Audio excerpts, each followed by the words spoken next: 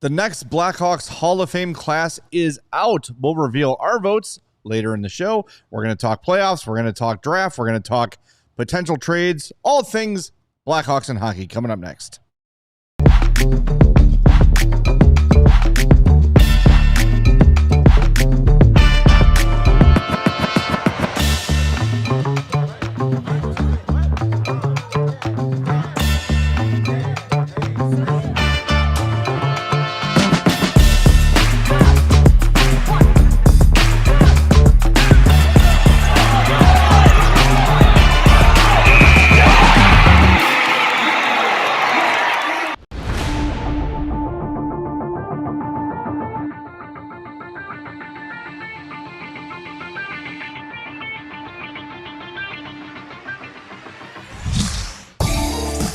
Happy freaking finally Friday at CHGO Blackhawks. Thanks for being with us. We appreciate it on this lovely, glorious day in the greatest city in the world.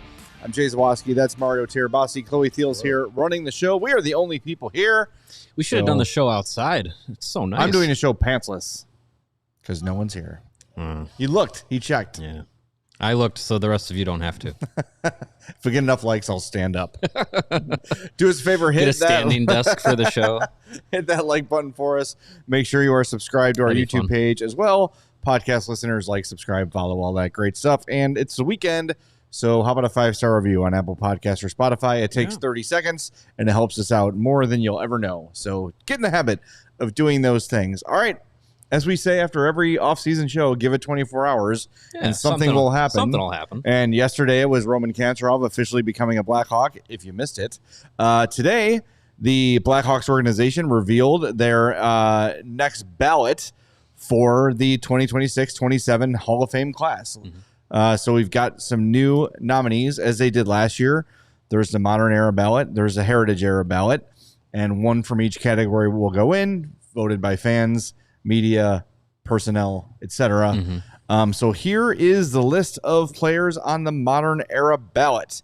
Tony Amonte, Brian Campbell, Corey Crawford, Eric Daze, Nicholas Hjalmarsson, Brent Seabrook, Patrick Sharp, Andrew Shaw, Steve Sullivan, Jocelyn Thibault, and Alexei Zhamnov. And your Heritage Era ballot, Ed Belfour, Doug Bentley, Charlie Gardner, Johnny Gottslig, Dirk Graham, Dennis Hull, Cliff Coral, Chico Mackey, Mush March, Pitt Martin, Bill Mosienko, Bob Murray, Eric Nestorenko, Jeremy Roenick, Doug Wilson, and there he is at the end, Bort Hull. Oh, wait, no, I'm sorry. That's my own personal list. Bort did not make the cut this year. Maybe next year for Bort. So before we reveal, let's talk about our process a little bit on this. When you're going through this, Mario, what's your approach on electing or placing your vote for the Hall of Fame? I think for the what we did the first time, and I think that I'll carry it, is just who I think stands out the most, both in the on ice and off ice, especially in the heritage section. And I think last year it was a pretty slam dunk Steve Larmer vote for the Heritage. And I think for both modern and heritage categories. Keith and Larmer, by the way, last year were the entries. Yeah, and then Troy Murray as well. and as a builder. Plus all the retired numbers. Yeah. There's no wrong answer. You can be right in whoever you pick because there's so many good choices. Yeah. And I think for me, I went with who they're all deserving, but this time around I went, who do I think needs the extra vote? Because I think I know who the most popular pick will be. Yeah. So that's just kind of how I'm going with it.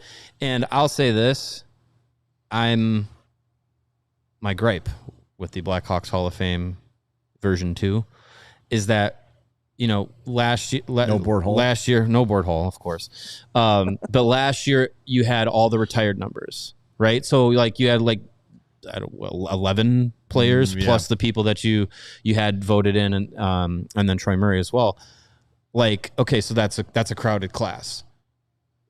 But next year's class, by leaving it only to one person, you're gonna have two people. So my gripe is you're gonna just slow roll this out year over year over year over year over year, and it's just like, why not make it 2 votes per category? Because I look at it and I'm like, are we really gonna wait 2 or 3 years to get Belfour in, or Roenick, or Doug Wilson, or are we really gonna wait 3 or 4 voting cycles to get Nicholas Hjalmarsson in? Yeah. Like, we can, there's going to be more players you can expand out. And I know you don't want to run out too fast, but like just doing 2 at a time is just way too slow. Well, I think you're right. But at the same time, as we project the 10 years from now, you know, we are blessed by having 1, 2, 3, 4, 5, 6, 7 of the players on the modern era ballot played in the last decade and won multiple Stanley Cups. And like the odds of them having that many to choose from, 5 years from now, 10 years from now, 15 years from now, look, like someday it's very likely Connor Bedard will be on there, and hopefully Anton Frondell's on there. Like, right. But like, we don't know if it's going to have that much of a rich history in the modern era. So maybe that's the thought of extending it for a while before you really know. Sure, now, if this somehow turns into, even if this Blackhawks team turns into like the 2010 Sharks or Canucks, where they never win, but they're very good for a long time and they've got a lot of franchise legends established, maybe then they reconsider. But I think what they're doing here is protecting themselves against basically a stretch of ass from 2017 until now. And really no one's going to be joining that modern era ballot. So I think that might be part of why they're doing it. And you could always reconsider that. The builder thing too, according to the email, says with the potential addition of a builder inductee. So that to me says only 1 builder per year too. So your maximum class at the way they're doing it right now is 3. So yeah, maybe you'd like to see that. I'm with you kind of though on the process. Like there's a reason I'm not going to vote for Brent Seabrook, because I think his number is going to get retired. Well, here's what I was going to say. His number is retired, but I think he's getting a banner. Yeah. What I was going to say is that like, I don't think we'll ever see Patrick Kane or Jonathan Toews on this, because their number's going to be retired. They're going to be in. Yeah. So they'll get in. Now, I know they did Duncan Keith, but that was because they haven't retired his number. They haven't retired his number yet. Right. And it was just like, let's roll out this Hall of Fame. And if people were like, why isn't Duncan Keith on here? You avoid that. Right. And rightfully so, he's in. So I wonder if, because Crawford and Seabrook and Hjalmarsson and guys like that who have some pretty good cases to be made of like, hey, my number should be up there too. I was part of all those teams too. If they're on here, maybe it means, well, we're not retiring those numbers. Amani and Sharp are on there too. Yeah, it does give them that excuse, because you don't want to have just an embarrassment where like every freaking number is retired. Right. But I think there are some non-negotiables. I think Seabrook and Keith have to happen. Kane and Toews have to happen. But we talked about it when Marian Hossa's number got retired. That opened opportunity for a lot of Hawks on, even just on, if you want to look at the dynasty team alone, right? Like a lot of Hawks suddenly had an opportunity, and I'm not taking anything away from Marian Hossa, but the fact that Marian Hossa was the first from that era to have his number retired surprised me. And I know that was a Rocky Wirtz, from what we understand, that was a Rocky Wirtz, I want this to happen. Yeah. Like, I love this guy. I want to honor him. Great. And I'm glad it's up there, and it deserves to be up there. But that cracks it open for a lot of people. And I wonder if that's why the organization is now saying, like, okay, wait a minute. We can't retire all these. So maybe you stop at Kane, Toews, Keith, Seabrook, Hossa, and then it's Hall of Fame for the rest. Probably. Because, look, you've got Chelios up there already. Keith and Seabrook go together. Kane and Toews go together. I think that's a very clean way to do it. And that's it for the dynasty. Yeah. So, yeah, I'm with you on that. And I also think, too, like when you look at the alumni, like Jeremy Roenick is like my all-time favorite hockey player. But I'm not voting for him because he's in the Hall of Fame. He's around. He's an ambassador. I feel like at some point, if there is another slump of things to celebrate, Roenick's number getting retired is still a possibility. Right. And I mean, I feel like it should be, given just the impact he had here, the career he had. I know he never won an individual award or won a Stanley Cup or anything like that, but I think the significance that he had here in Chicago and culturally the significance like that imprint on hockey in the late 80s and 90s, like in Chicago, is as big as Chris Chelios, I would say. I know Chelios had a couple hardware additions to his mantle, but I feel like Roenick, I believe Larmer should have his number retired too. And I know you do not want to be in a spot where you have 35 retired numbers. That's like I get that's why all the Canadians have such weird jersey numbers. Like I get that too, but also like you should definitely have some of those more significant players and honored that way. I think that would be I think that's just kind of overdue for Larmer too. Like I'm not going to bang the drum as loud as Tab Bamford, but definitely feel like that's something that should be an honor for him. But yeah, I mean, it's you would run out of numbers eventually. I know the Bears, I think, got to the limit. They're not allowed to. Someone's wearing 54 this year for the Bears, I saw. How dare they? It's just you can only do so much. But I think it's good that that they made this initiative. It does give those players that ability to be honored. And for a lot of players in the heritage category, I would say like you kind of get remembered.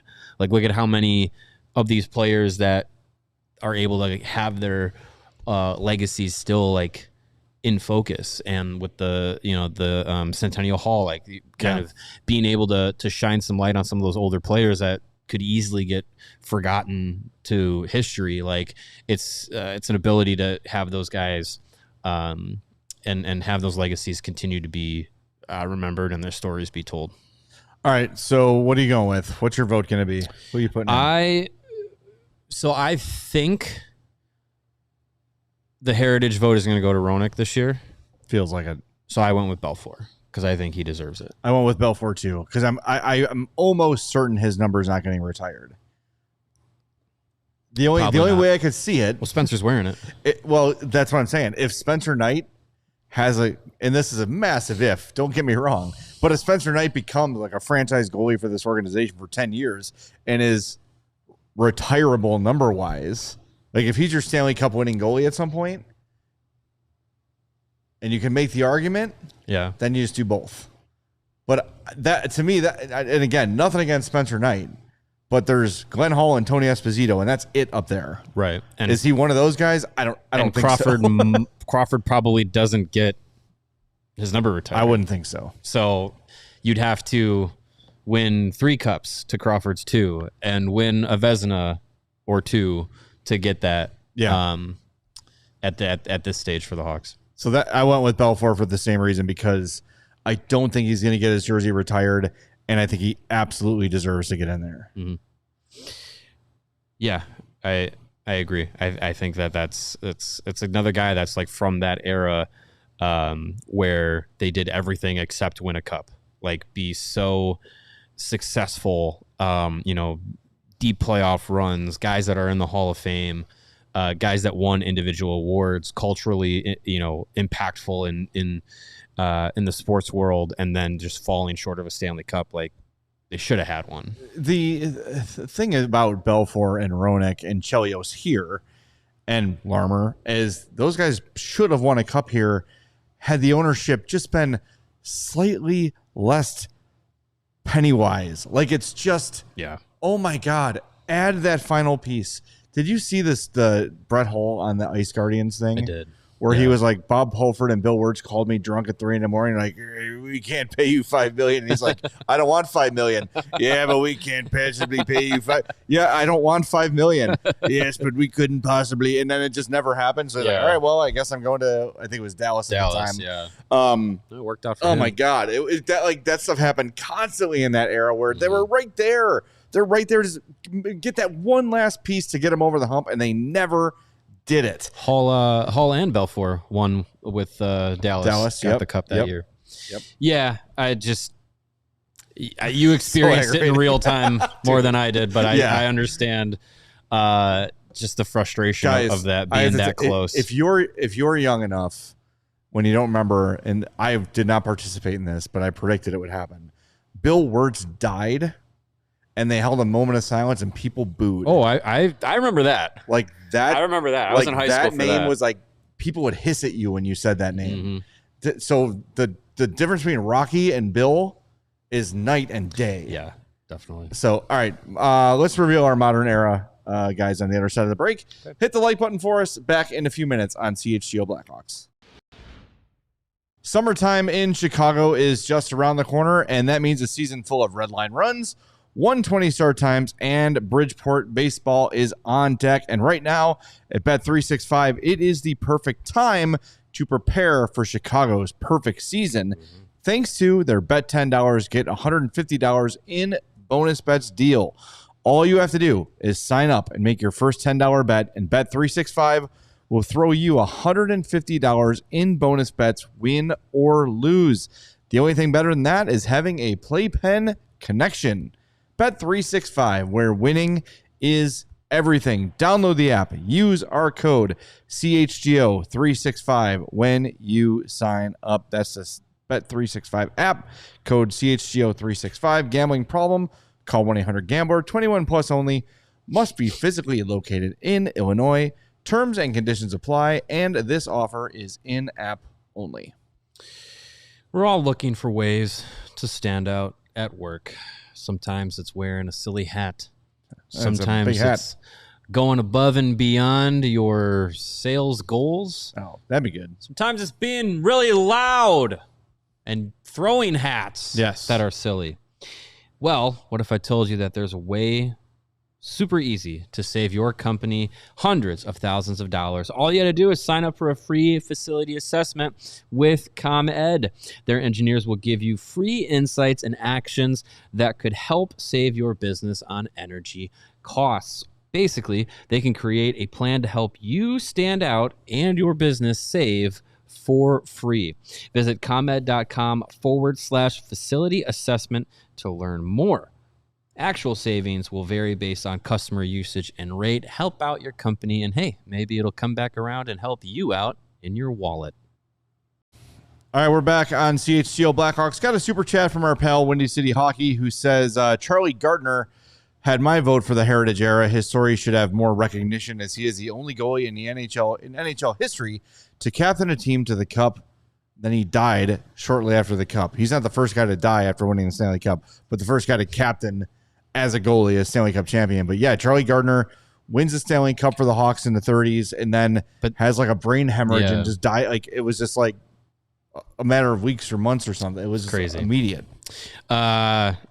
Yeah, I will say about the heritage category, I feel like you could do 3 categories.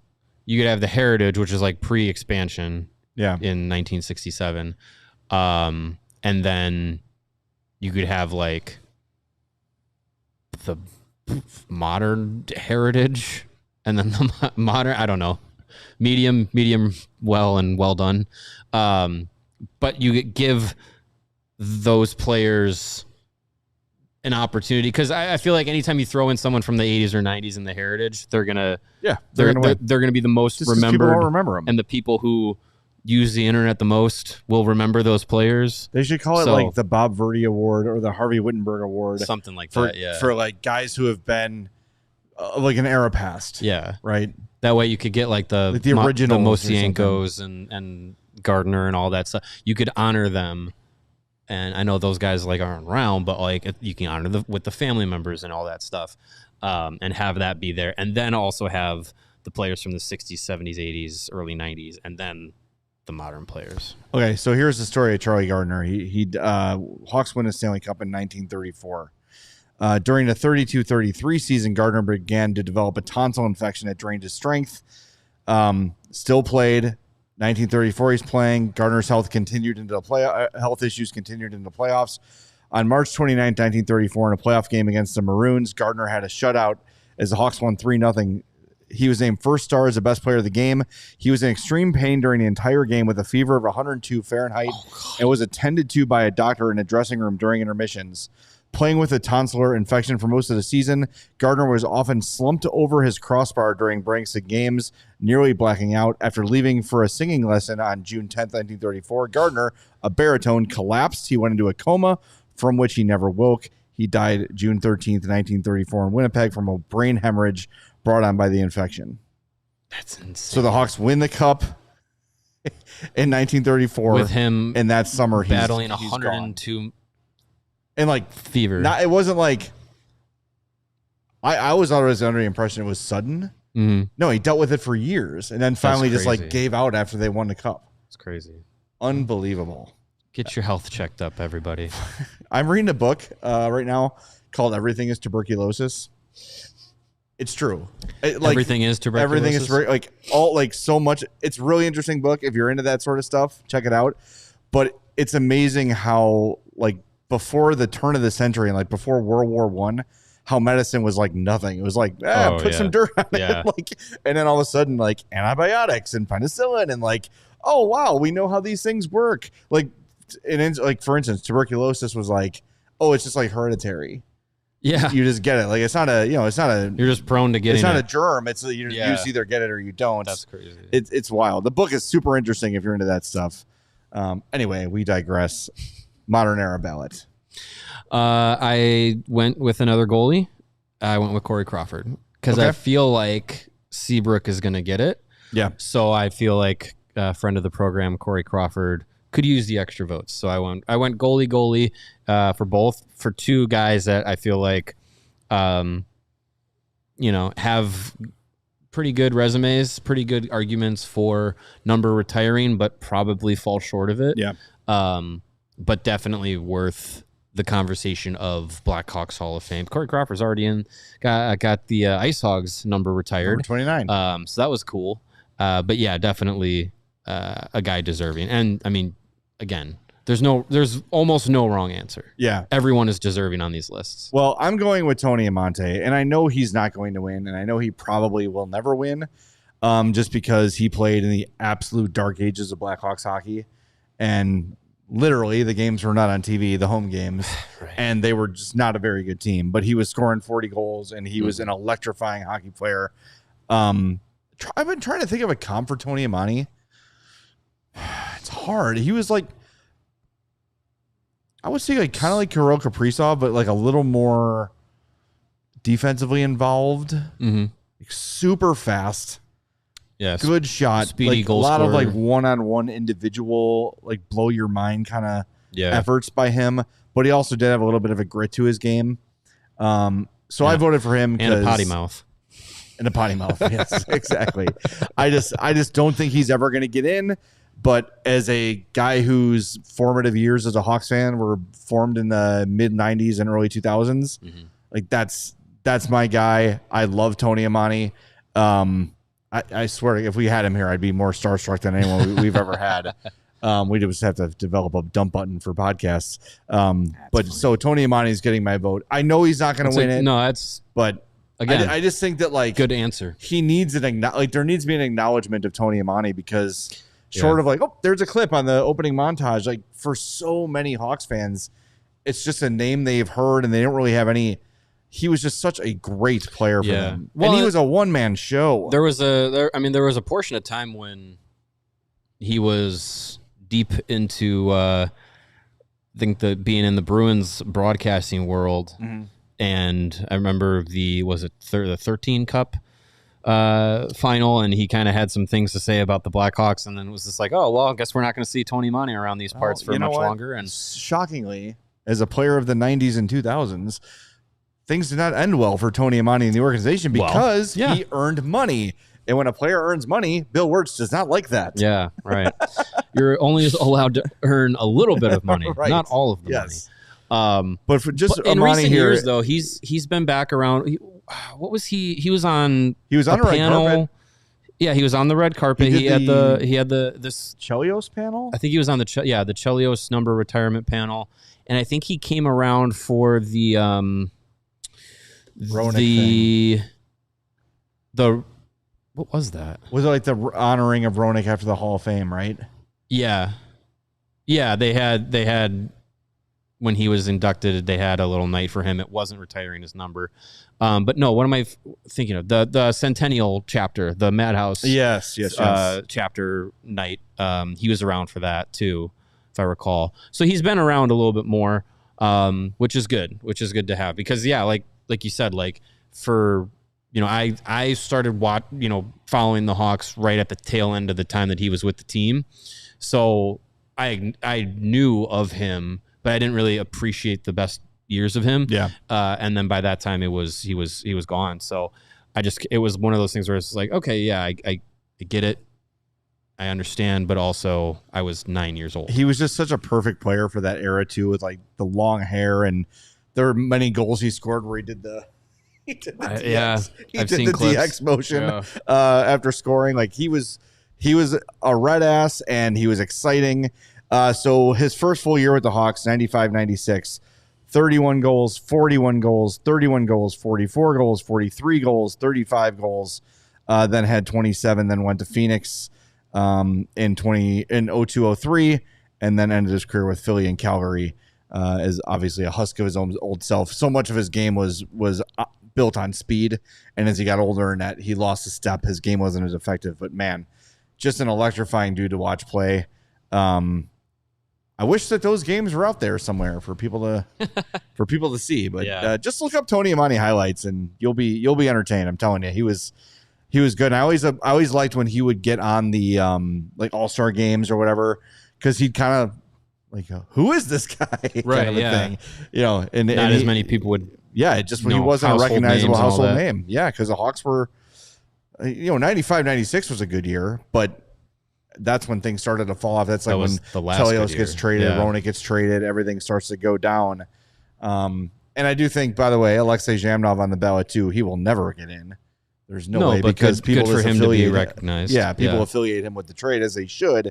But that was I always say Alexei Zhamnov is exactly what the Dynasty Hawks needed. Mm-hmm. A number 2 playmaking center that was defensively responsible. He would have been the perfect guy to play with to play with Taves, and to play with like to fill in that second line that was always a void on those teams. Mm-hmm. He would have been perfect there. Oh yeah. But yes, with Jeremy Roenick not in place of him.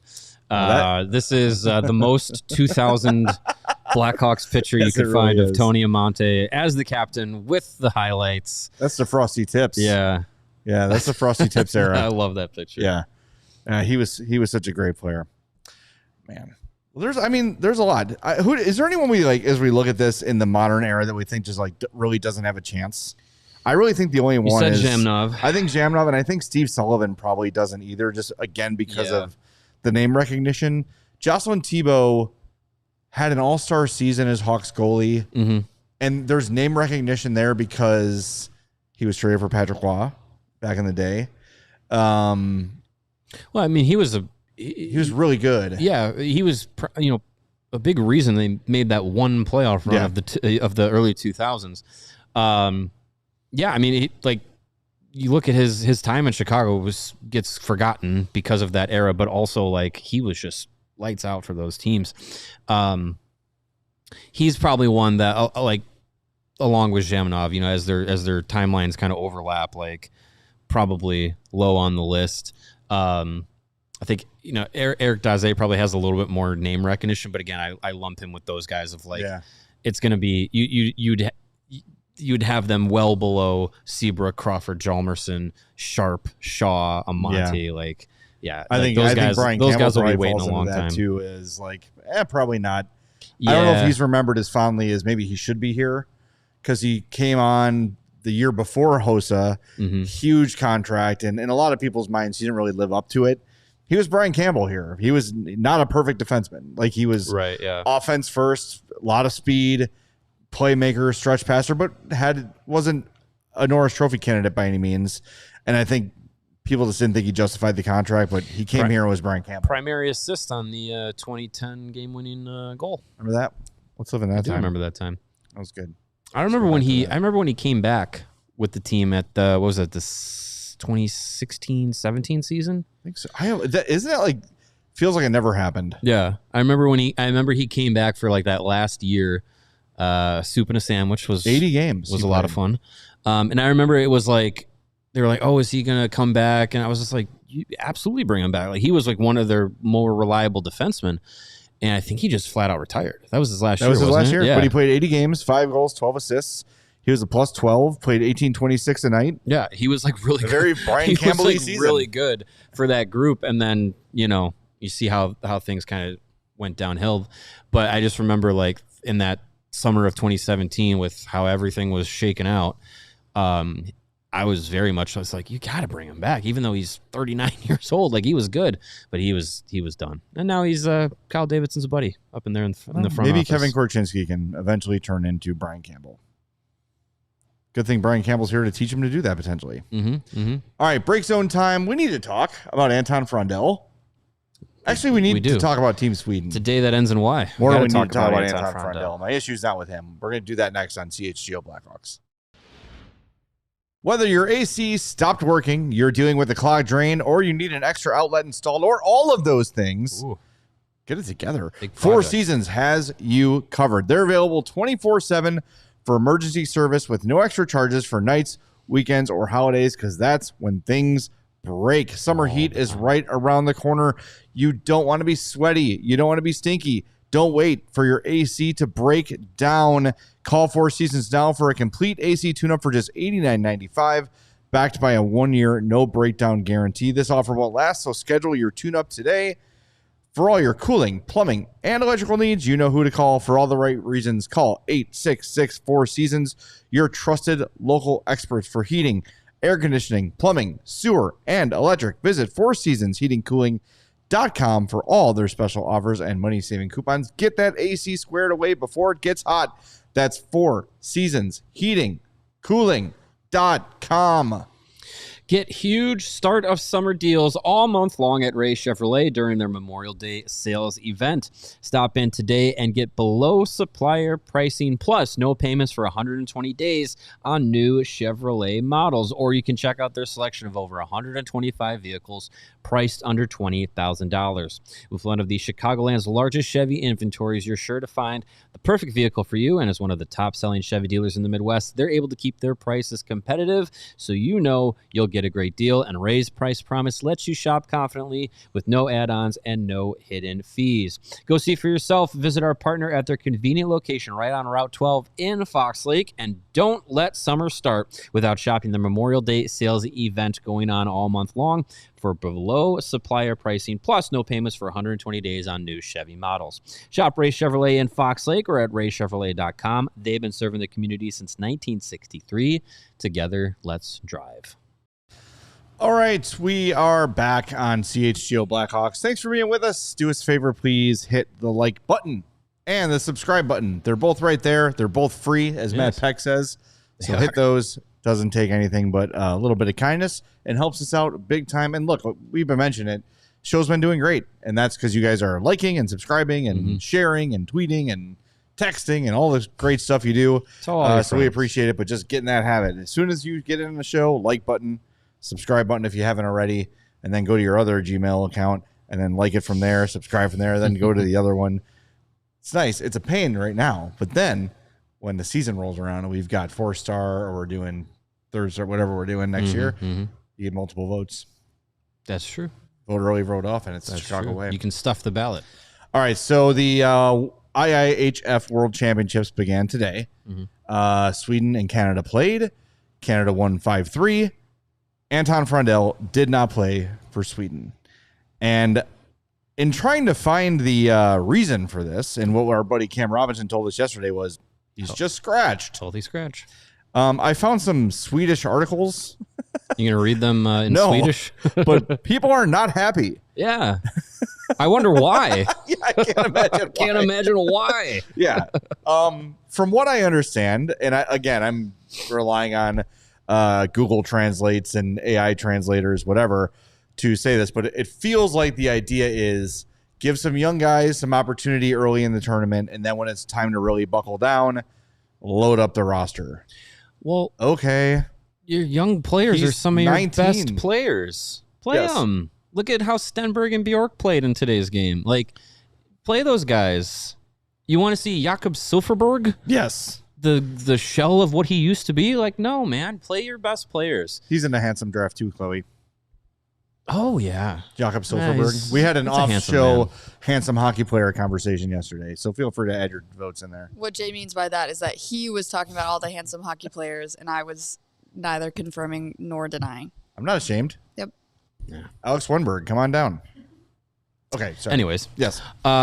Yeah, play your good players. Like I know it's a crazy concept, but it's funny. Like we saw this with I believe the Olympics.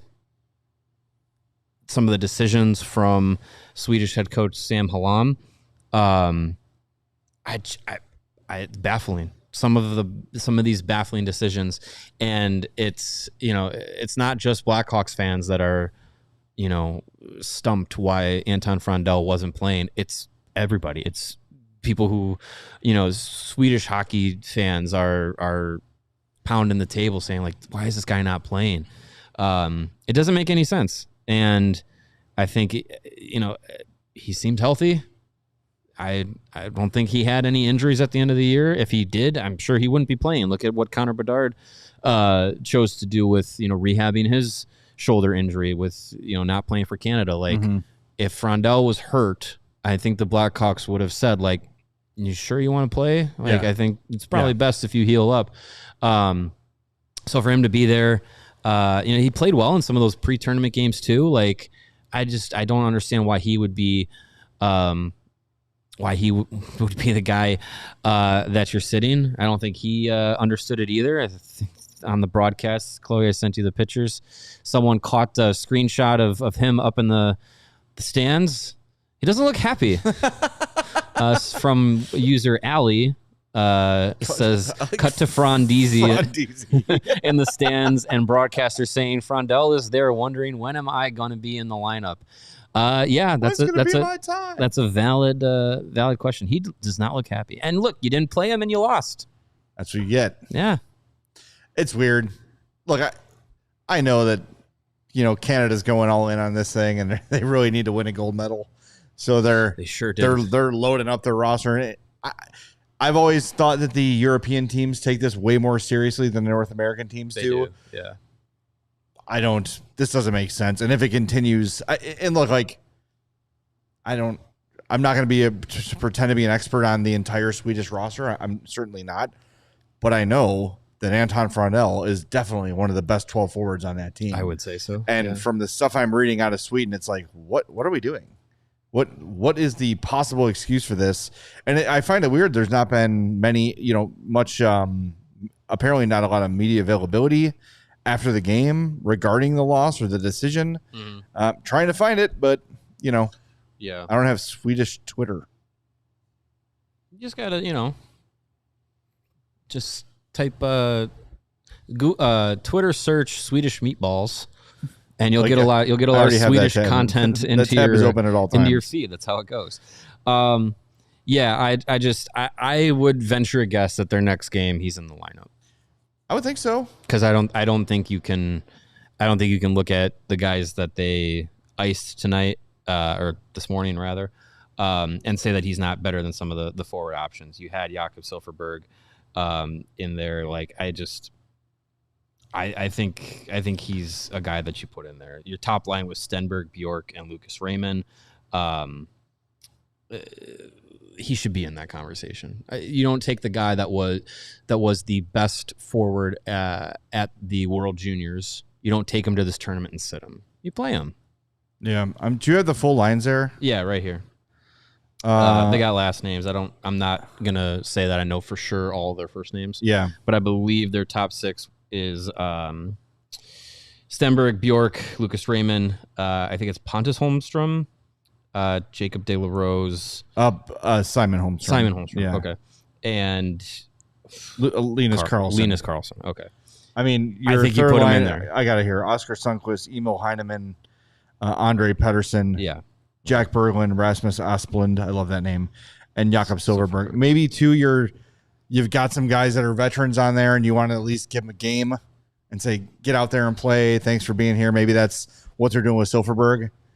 I don't know. We'll see. It's a long tournament, but it's just very odd. Yep. It'd be one thing if Frondell left Sweden, came to the NHL, struggled, didn't look himself. Yeah. But he had 9 points in 12 games. I think he hit the post 3 times, right? Mm-hmm. Like, he was one of the best Blackhawks the second he stepped on the ice. Yeah. So, I think you could put him in and knock De La Rose down the lineup, and I think you're better off for it. And from what I'm seeing now that I've looked up Swedish hockey so much today on Twitter, there's also a lot of chatter about the play of Magnus Hellberg, one-time Milwaukee Admiral that I had the chance to talk to over a decade ago. Their backup today was Arvid Soderblom.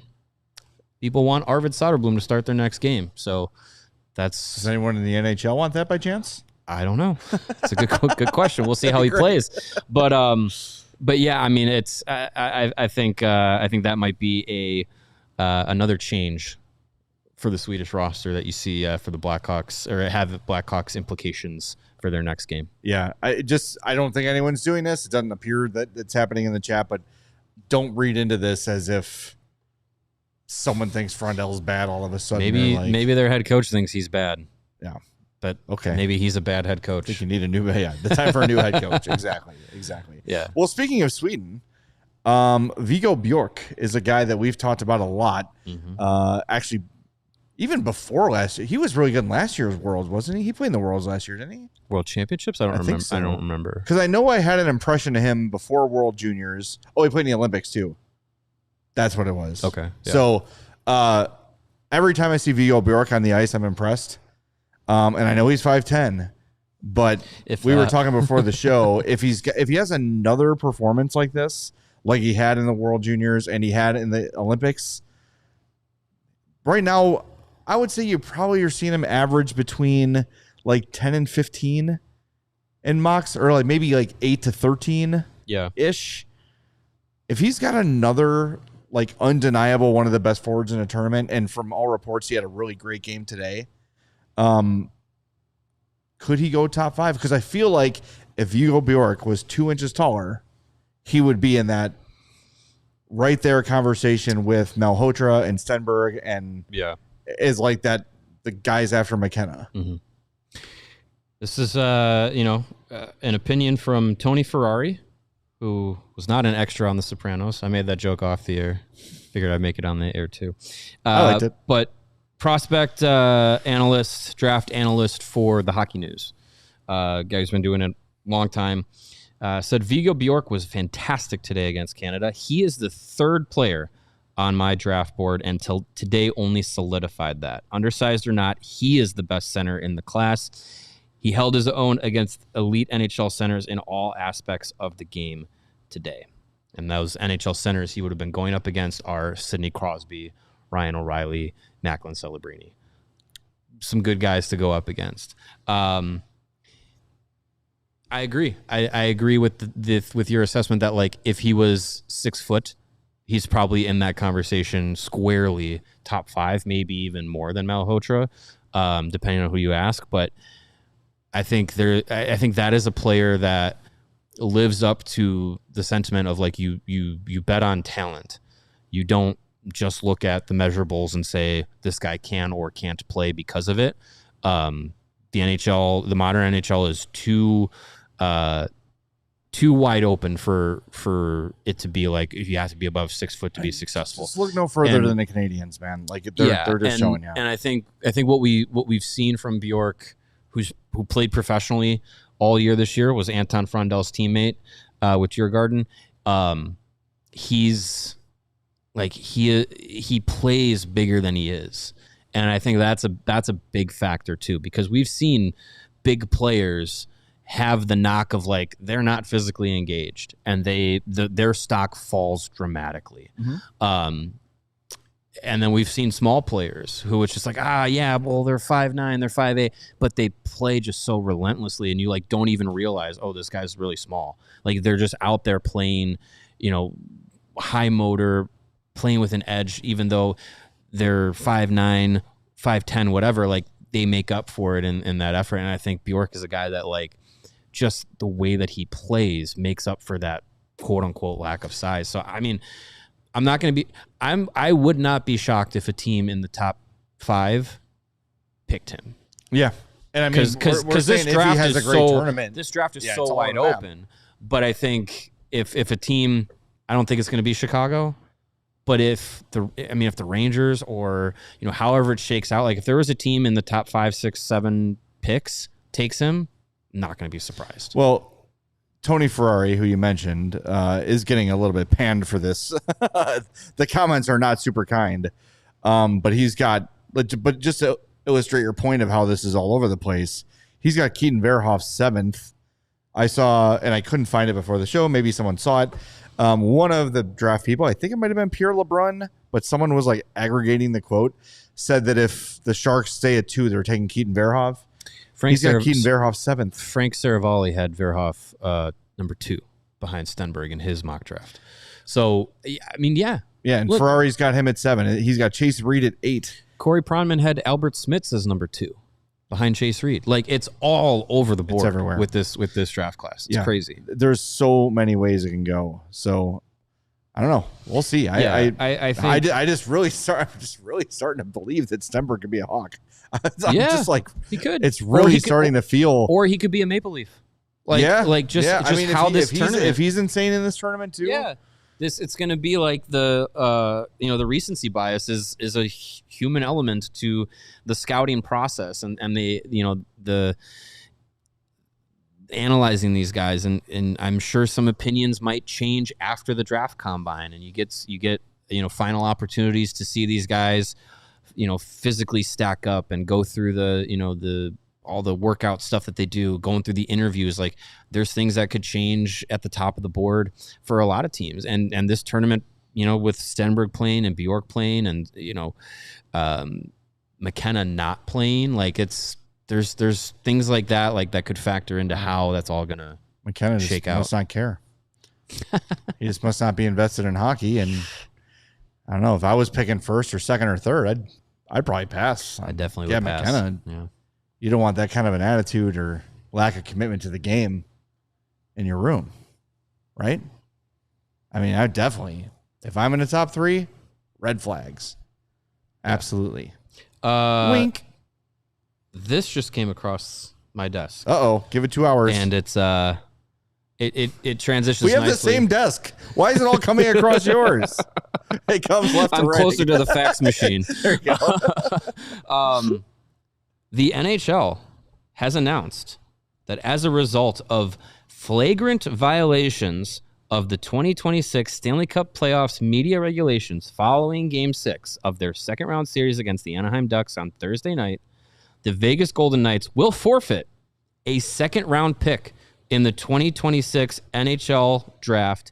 In addition, Golden Knights head coach John Tortorella has been fined $100,000. Jesus. You can stab a guy with your skate and it's $5,000. $100,000? Yes. The imposition of these penalties comes after previous warnings were issued to the club regarding their compliance with the media regulations and other associated policies. Wow. That just happened. Holy If you moly. missed it last night, after Vegas eliminated Anaheim in Game 6, no one... DJ Bean called it the a-hole tax. That's good. And no, we do not have a fax machine, Edward. No one besides outside of Tortorella didn't speak. No one extra from the team spoke. I think they only put 2 players out to like the podium or however they do it in the playoffs. We haven't covered the playoffs yet before.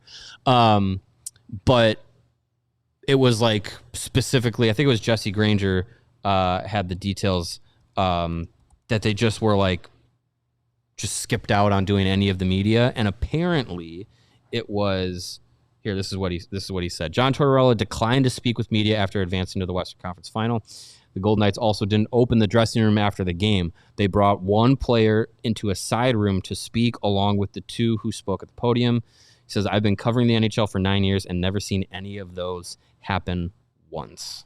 Wait, I was reading along in the chat. You mentioned the loss of draft pick too, right? Yes. They lost a 2nd-round pick this year in 2026 and $100K out of John Tortorella's pocket. Wow. And hey, you hired Torts. You get what you get.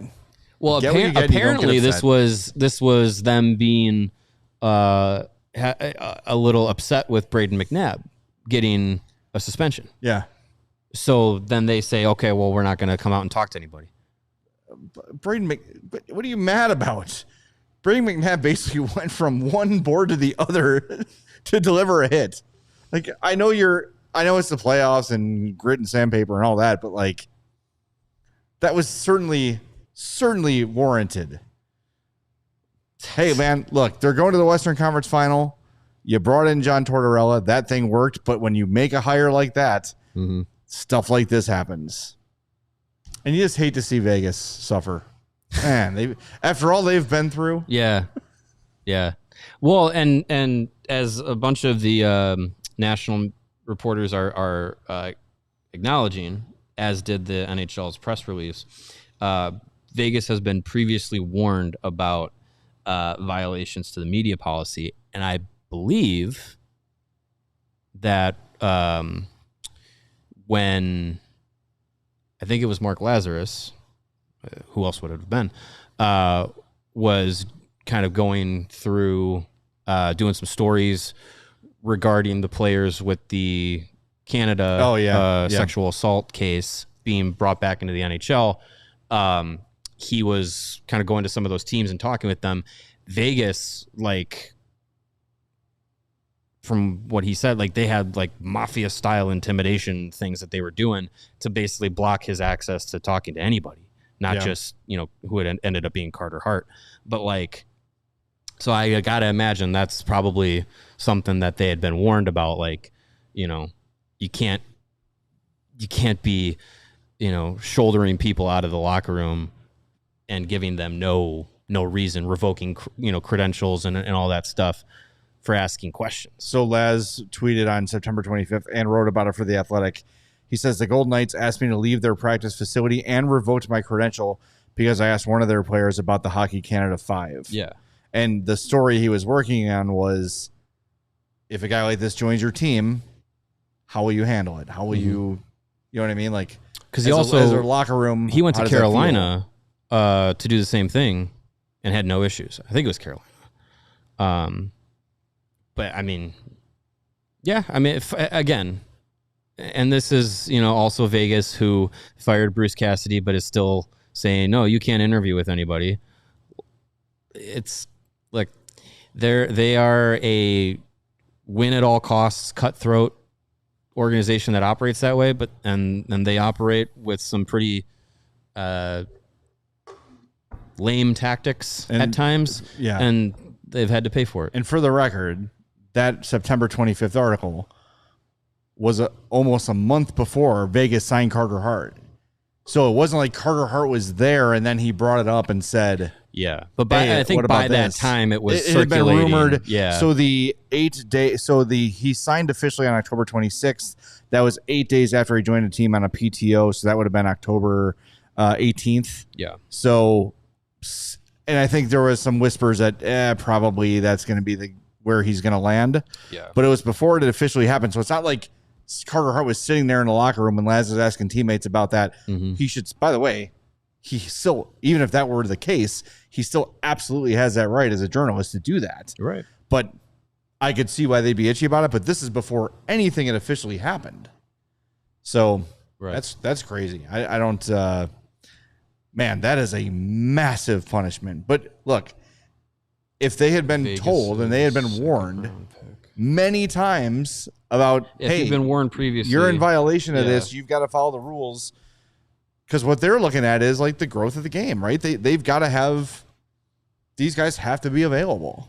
Well, I mean, it's policy. It's the policy of the NHL. Like there's a give and take with players, coaches, personnel, and media.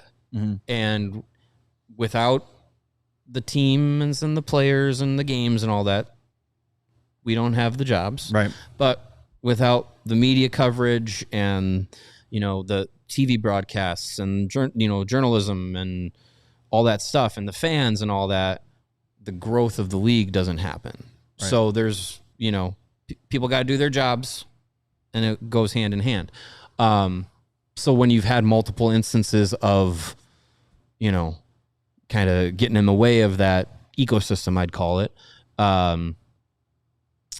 then, the league's going to come down on you. It's just weird. So that's pick 61 that is now getting forfeited for Vegas. So they don't have a pick in the first or second round now of this year's upcoming draft. But I don't know, just looking to see if they have a third. They might. Yeah, they have a third round pick.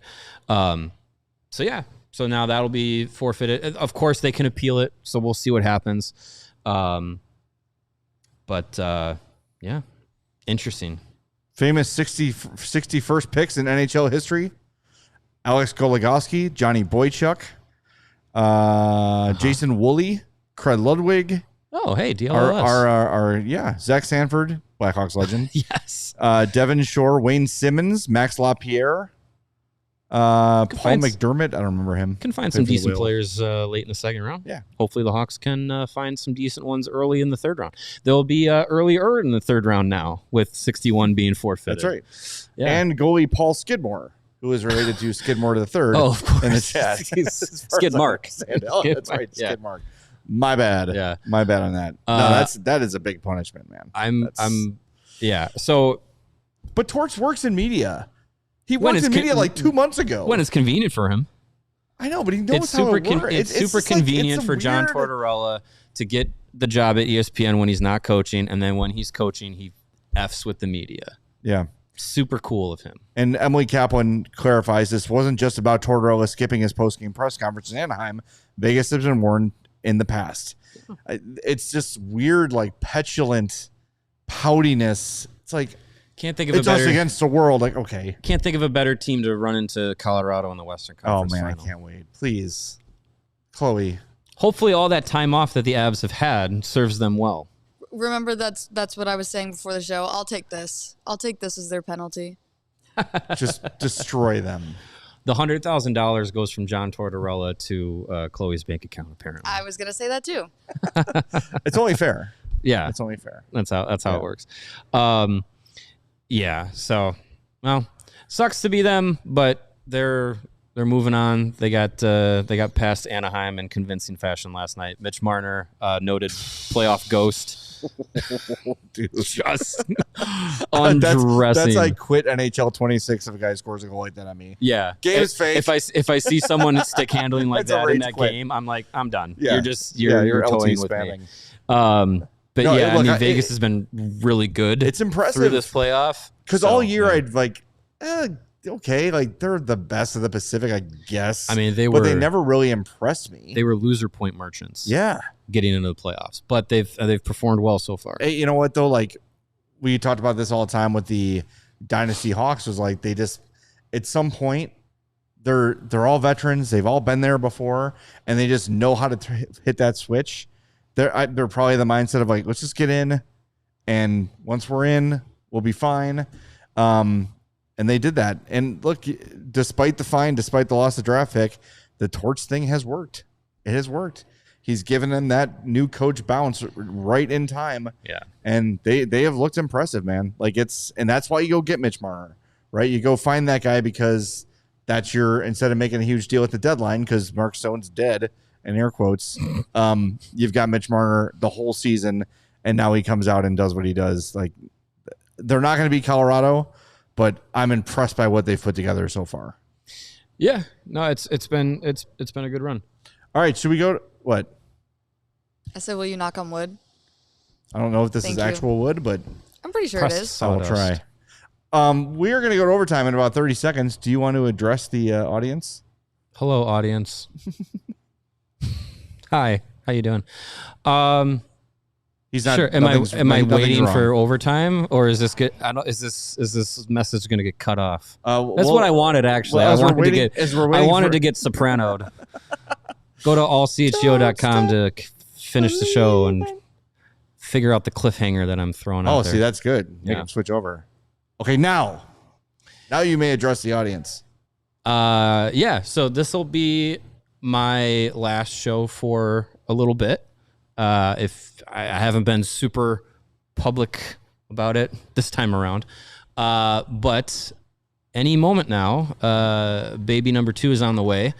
So I will be going on leave. I will be replaced by Greg in the interim, which will be awesome. But yeah, I'll be back right before the NHL draft. Like literally, like 4 days before is when my leave will be ending. So, looking forward to some time off, spending some time with the family. Yeah, dude. Getting to know the boy as he's on the way. I have a friend who still refers to his son as the boy at all times. Like he's like 30 now. Please call him by his name. No, that'll be so I'm excited. Family's good, health is good. Just waiting on his arrival, and then I'll take some time, enjoy May and June, be outside a lot. Would be nice. Nice. When my daughter was born, October of 21, it was obviously COVID was going on, so we weren't really going around town all that much anyways. But then it was like she was born, we were able to like go on like walks around our neighborhood with her for like a month, and then it was the dead of winter, so it was a lot of like newborn, new experience, not going anywhere, nothing's open, and it's cold and dark. Like it was total opposite. So this experience where it's like beautiful weather, like we'll be able to go around town a lot with him, see friends and family as much as possible. Like it's gonna be a different experience. It'll be really nice. She's super excited to be a big sister, so that's been fun to prep her for. Definitely.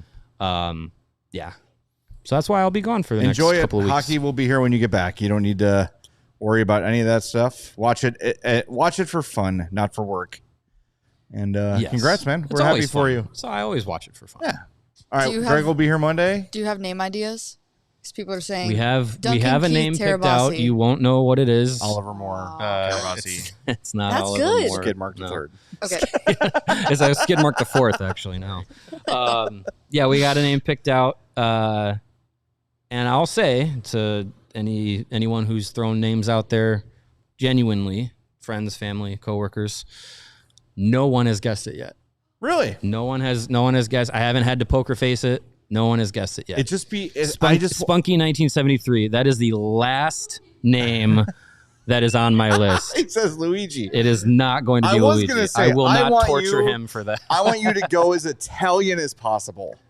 I want like Giuseppe Tirabassi. Yeah. That would be awesome. Or pick one of the names of those guys in The Sting. Have you seen that thing? Oh, yes. That little boy who's like apparently in the mafia.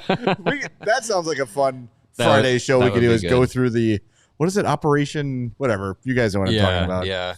All right. Well, have fun. Yeah. Enjoy it. Thank it you. is it's a magical time, as you know. We'll be rooting for you. Send pictures if you want.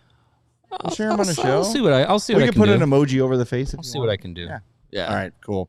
Well, Mario He'll will look not be like here a Monday. baby. Yeah, I will be here. Greg will be here. Chloe will be here if she's not vacationing again. It's not Ivar. Ivar. Yeah, exactly.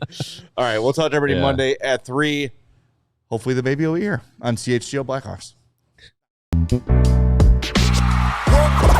We all silly like the mayor.